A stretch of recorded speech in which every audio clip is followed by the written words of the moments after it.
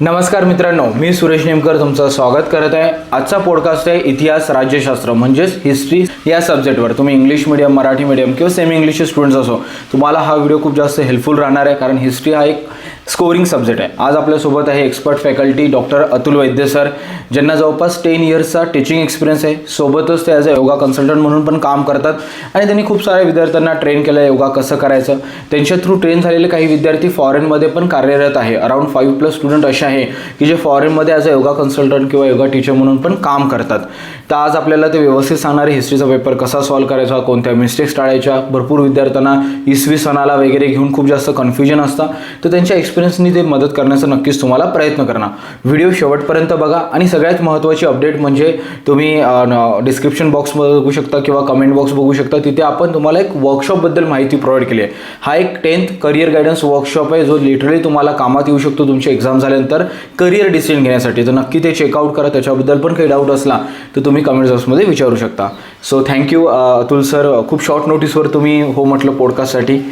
Okay, धन्यवाद सुरेश. खऱ्या अर्थानं तुझं सुद्धा या ठिकाणी अभिनंदन करावं असं वाटतं, कारण की अत्यंत महत्त्वाचा विषय आहे. जीवनातली पहिली परीक्षा जी असते बोर्डाची अत्यंत महत्त्वाची असतात आणि आज आपण खऱ्या अर्थाने या ठिकाणी महत्त्वाच्या विषयाकडे वळून आलेलो आहोत. ओके, तर सर पहिलाच प्रश्न माझा, इतिहास आणि राज्यशास्त्र या सब्जेक्टमध्ये आउट ऑफ मार्क्स घेता येतं का? तर निश्चितच हे जे काही हे विषय असतात, सामाजिक शास्त्राचे विषय असतात, हे आपल्याला कुठेतरी बूस्ट करणारे असतात आणि याच्यामध्ये तुम्हाला थोडा जरी अभ्यास जर तुम्ही जर केला त्याच्यामुळे तुम्हाला आउट ऑफ मार्क ते निश्चितच मिळत असते. ओके, चालेल. याच्याबद्दल डिस्कस करूया आपण वन बाय वन. आपण काय करू सर, 2 पार्टमध्ये डिवाइड करू. पहिले पेपर थॉरली डिस्कस करू आणि नंतर आपण डिस्कस करूया कोणत्या मिस्टेक्स वगैरे विद्यार्थ्यांनी अवॉइड करायला पाहिजे, पेपरला कसं अप्रोच करायला पाहिजे. चालेल, ठीक आहे. सो आज आम्ही डिस्कस करणार इतिहास राज्यशास्त्र, जो की 2 तासाचा पेपर आहे तुमचा आणि 40 गुण आहे, बरोबर? सर आता याच्यामध्ये पहिला अ आणि ब हे जे 3 आणि 3 6 मार्क आहे, या म्हणजे प्रश्नाला कसं अप्रोच करायला पाहिजे स्टुडंटनी? जनरली जर बघितलं तर सुरुवातीला जो आहे तर पर्यायी निवडीचा प्रश्न असतो. त्याच्यामध्ये ऑप्शन रिकाम्या जागा आहेत. हा फर्स्ट ऑफ ऑल आपण त्या ठिकाणी पहिल्या पेजवर घेतलेला पाहिजे आणि घेतल्यानंतर हे जे काही आहे तर सर्व लिहून घ्यायचे. लिहिल्यानंतर तुम्हाला त्याच्यातले जे ऑप्शन आहेत, ऑप्शनपैकी एक ऑप्शन आपण सहज चूज करू शकतो आणि इझिली तुम्हाला त्याच्यामध्ये मार्क मिळू शकतात. ओके, तर आता इथे हे महत्त्वाचं आहे, पण हिस्ट्री हा शब्द भाषेतील आहे. फॉर एक्झाम्पल, तो पूर्ण लिहिणं महत्त्वाचं आणि त्याला अंडरलाईन करणं महत्त्वाचं आहे. पूर्ण जर आपण जर लिहिलं आणि अंडरलाईन जर केलं तर ते हायलाईट जे झालेलं असतं त्याच्याकडे तो विशेष लक्ष असतं चेक करण्यावाल्याचं आणि तो इझिली तुम्हाला मार्क जो आहे तो गेन करून देत असतो.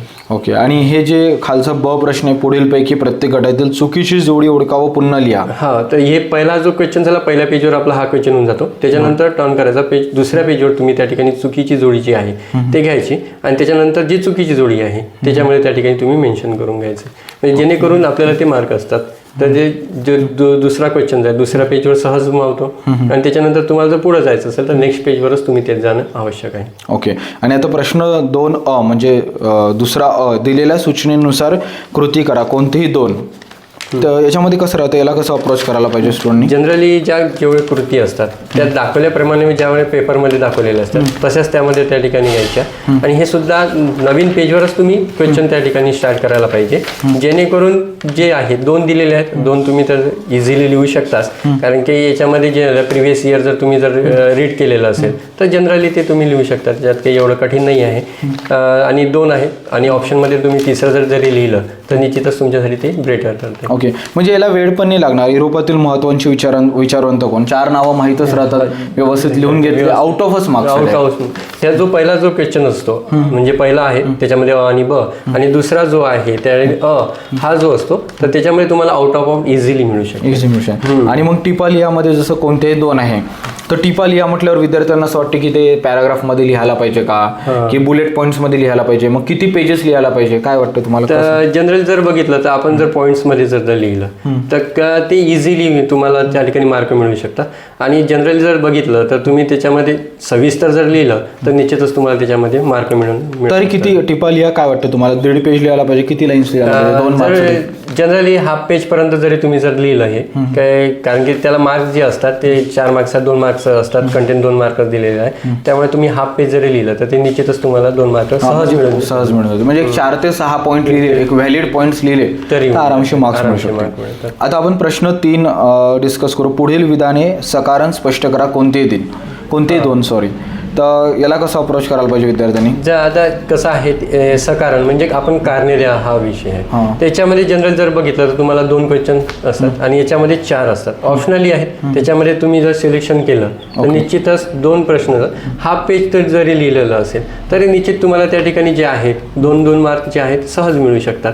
आता याच्यामध्ये तुम्हाला याच्यामध्ये असं असतात की ऑप्शनल जास्त आहेत, म्हणजे 4 दिल्यापैकी तुम्हाला फक्त 2च इझिली. बरोबर.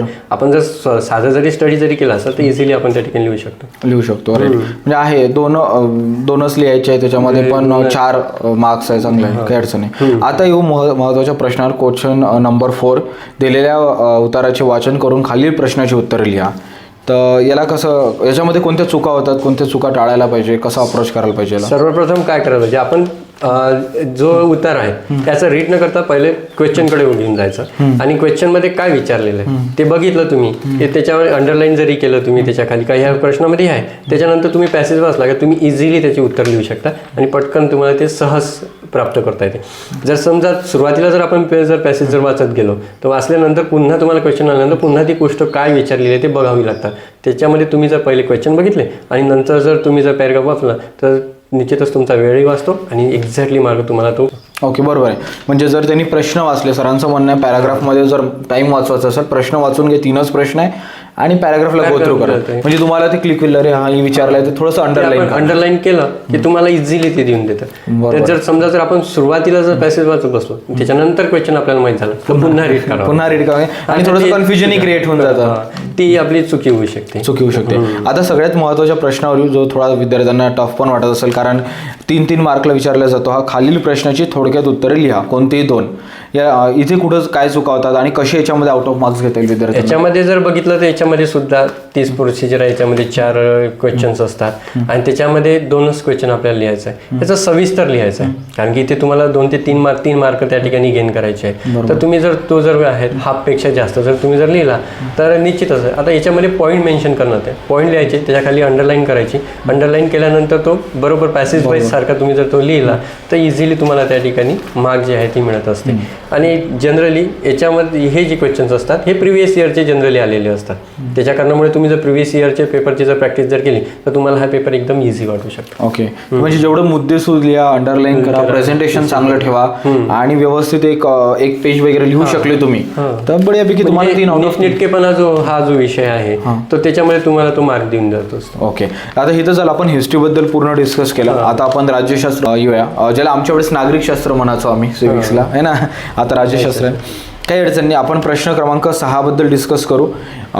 तर प्रश्न आम्ही टोटल राज्यशास्त्र किती मार्क्स असतो? 2 आणि 4 12 मार्क्स आहे राज्यशास्त्र. हे पॉलिटिकल सायन्स जे आहे ते गेलेलं आहे आणि याच्यामध्ये जनरल जे आहेत 2च सुरुवातीला जर आपण जर बघितलं तर फिल इन द ब्लँक्स जे आहेत तर त्या असतात, विधाने पूर्ण करा आणि सहज तुम्ही त्याच्यामध्ये मार्क जे मिळवू शकता.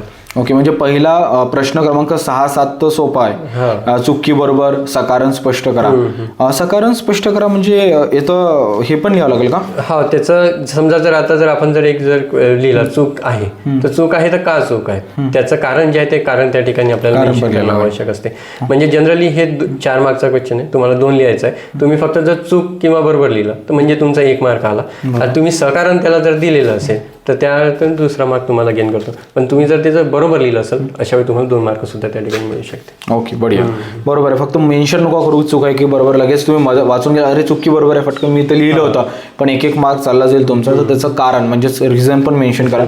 नंतर आहे प्रश्न क्रमांक 8, पुढील संकल्पना स्पष्ट करा, कोणतेही एक. म्हणजे डेफिनेशन आहे का, डिफाईन आहे का हे? हा, संकल्पना जी असतं जसं आपण सुरुवातीला हिस्ट्रीमध्ये जसं बघितलं की टिपा लिहा होता त्याच्या सारखंच असतात. त्याच्यामध्ये संकल्पना येथे राज्यशास्त्र असल्या कारणामुळे इथे संकल्पना असतात प्रत्येक गोष्टी. जसं राष्ट्रीय पक्ष असेल, राज्य पक्ष असेल, म्हणजे त्यांची संकल्पना क्रिएटेड केलेली असते. तर त्याच्यामुळे आपण सहजपणे ते लिहू शकतो. हा पेजपर्यंत जर हे जर लिहिलं तर निश्चितच आपल्याला 2 मार्क जे आहे ते सहज मिळेल. आणि ते दिलेल्या सूचनेनुसार कृती करा, कोणतेही एक. हे पण सेम आहे वाटतं. ही संकल्पना जी आहे म्हणजे जसं डायग्राम जी असते त्या डायग्रामनुसार आपण त्या ठिकाणी लिहायचो. 1-1 वर्ड्स तुम्हाला त्या ठिकाणी लिहायचं आहे. याच्यामध्ये खूप काही मोठी माहिती लिहावी लागत नाही. ते ड्रॉ करायची आणि त्याच्या संदर्भातला जो काही उत्तर आहे ते उत्तर तुम्ही त्याच्यामध्ये प्राप्त होतात. ओके, ठीक आहे, चालेल. आणि नंतर आहे की प्रश्न क्रमांक 9 शेवटचा प्रश्न आहे. पुढील प्रश्नाची थोडक्यात उत्तरे लिहा, कोणतेही एक. आता हा जनरली जर बघितलं तर आपण यात सविस्तर माहिती लिहावी लागतात आणि 1 मार्क आहे, 2 मार्कचा हा क्वेश्चन्स असतो आणि हाफ पेज आहे. तर तुम्ही हाफ पेज किंवा त्याच्यापेक्षा थोडं जास्त जर लिहिलं तर निश्चितच तुम्हाला मुद्देवाईज जर असेल, मुद्दे अंडरलाईन केलेला भाग असेल तर निश्चितच तुम्हाला त्याच्यामध्ये मार्क मिळते. म्हणजे ओव्हरऑल जर बघितलं तर खूप इझी पेपर असतो. आपण अभ्यास केलेला असतो, त्याच्या कारणामुळे आउट ऑफ मार्क देणारा जो आहे हा पेपरच असतो. तर तुम्ही जर इझिली त्याला त्या ठिकाणी सांभाळलं. ओके. तर बघा, म्हणजे सरांनी जेवढं पण म्हटलं त्याच्यात मी तुम्हाला समराईज करण्याचा प्रयत्न केला. तर सगळ्यात महत्त्वाचं आहे इतिहास आणि राज्यशास्त्र तुमचा जो पेपर आहे याच्यामध्ये तर चुकी बरोबर असो किंवा तुमच्या फिलिंग द ब्लँक्स असो वगैरे, याच्यामध्ये तर आउट ऑफ मार्क्स मिळेल. कृती कंप्लीट करायला एक डायग्राम्स काढा, त्याच्यात तर पुढे मार्क्स जाणार नाही. थोडक्यात उत्तर द्या, सकारण स्पष्ट करा, संकल्पना लिहा. इथे तुम्हाला फक्त काय करायचं आहे, मुद्देसूद लिहायचं आहे, बुलेट पॉईंट्स लिहायचे आहे, अंडरलाईन करायचं आहे, नीटनेटकेपणा ठेवायचं आहे आणि प्रेझेंटेशन चांगलं करायचं आहे. आणि हा आउट ऑफ मार्क्स देणारा पेपर आहे असं सरांचं म्हणणं आहे. आणि इव्हन मी पण बघितलं, म्हणजे माझ्या 10th पर्यंत मला हिस्ट्री जिओग्राफीमध्ये लाईक आउट ऑफ नाही पण 100 आउट ऑफ लाईक 96, 97, 92 असे मार्क्सच राहत होते. तर it's a scoring subject. So हे तर झालं सर पेपरबद्दल. आता अशा कोणत्या मिस्टेक्स राहतात, कारण तुम्ही पण खूप सारे पेपर चेक करता, तर बेसिकली अशा कोणत्या मिस्टेक्स राहतात जे विद्यार्थी करते पेपरमध्ये? तर एक तर सरळ का असतात, आपण जो पेपर सोडत असतो तो एक सिक्वेन्सनुसार असावा. जर का पहिला प्रश्न घेतला आणि चौथा घेतला आणि त्याच्या कारणामुळे काय होतो, ज्यावेळेस चेक करणारा व्यक्ती जो असतो त्याचा तो गोंधळ उडते आणि अशा वेळेस त्या ठिकाणी ते मार्क जे आहे ते मार्क व्यवस्थितरित्या त्या ठिकाणी होत नाही. सोबतच आपण सुद्धा कोणता क्वेश्चन लिहिला, काय नाही लिहिलेला आहे हे सुद्धा आपल्याला त्या ठिकाणी व्यवस्थित वाटत नाही. त्याच्यामुळं प्रश्न पहिले रीड करणे, त्याच्यानंतर त्या रीड केल्यानंतर त्याच्या संदर्भातच तुम्ही त्या ठिकाणी काय माहिती आहे ते मेन्शन करणे. असं जर केलं तर निश्चितच आपण व्यवस्थितरित्या त्या ठिकाणी पेपर सोडवू शकतो. पेपर सोडवतो. ओके. आणि आता जसं सर विद्यार्थ्यांना खूप जास्त गॅप पण आहे या पेपरमध्ये आपली. आता विद्यार्थ्यांनी आय मीन कसा अभ्यास करायला पाहिजे? चॅप्टर्स तुम्हाला माहितच आहे, इतिहास, राज्यशास्त्र, कसा अभ्यास करायला पाहिजे? सर्वप्रथम जर आपण जर केलं तर प्रिव्हियस इयरचे पेपर घ्यायचे, जे मागच्या बोर्डाने दिलेले पेपर्स आहे, 1-2 वर्षाचे पेपर ते घ्यायचे आणि त्याच्यानुसारच जो आहे तो जर तुम्ही जर इझिली रीड जर केलं आणि त्याच्या संदर्भात जे आहेत क्वेश्चन्स जे असतात ते इझिली तुम्ही करू शकता. प्रिव्हियस इयरचे पेपर हे मस्ट असतात तुम्हाला स्कोरिंग करण्याकरिता. कुठेतरी बुश म्हणून तुम्हाला जर पाहिजे असेल तर प्रिव्हियस इयर महत्त्वाची भूमिका बजावते त्याच्यामध्ये. हां, म्हणजे प्रिव्हियस इयर पेपर करून ठेवा, कारण मेजरली तिथूनच येतो किंवा त्याच टाईपचे प्रश्न पण तुम्हाला येतात. तुम्हाला ते संकल्पना कळून येते कसं काय आहे, कोणत्या प्रश्न किती मार्कासाठी विचारले जातात, काय विचारले जातात, सविस्तर कोणते लिहायचे, ह्या सर्व बाबी तुम्हाला त्याच्यावरून सहज समजतं. ओके. तर खूप चांगल्या प्रकारे सरांनी मार्गदर्शन केलेलं आहे. जर आम्ही काही तुमच्या क्वेरीज म्हणा किंवा काही डाऊट्स विसरलो असेल मेन्शन करायचं तर तुम्ही कमेंट बॉक्समध्ये विचारू शकता. सर पण तिथे ॲन्सर देण्याचा प्रयत्न करेल. And thank you so much sir, behalf of me, behalf of बडीसारथी प्लॅटफॉर्म, तुम्ही पॉडकास्टला आले. थँक्यू. धन्यवाद सूरज. खरोखरच नित्य उपक्रम आहेत आणि असे उपक्रम जे आहेत निश्चितच सर्वांना, विद्यार्थ्यांना ते मदत करणारे असतात आणि तुझ्यामुळूनच अनेक जणांचं कुठेतरी मार्गदर्शन होत आहे आणि ते सुद्धा कुठेतरी एका स्थितीला सामोरे जात असतात. अशा वेळी जर तुझ्यासारखा मित्र जर त्यांना मिळाला निश्चितच ते चांगली गोष्ट. Okay. Thank you sir, thank you so much. Wish you all the best students. Okay, thank you sir.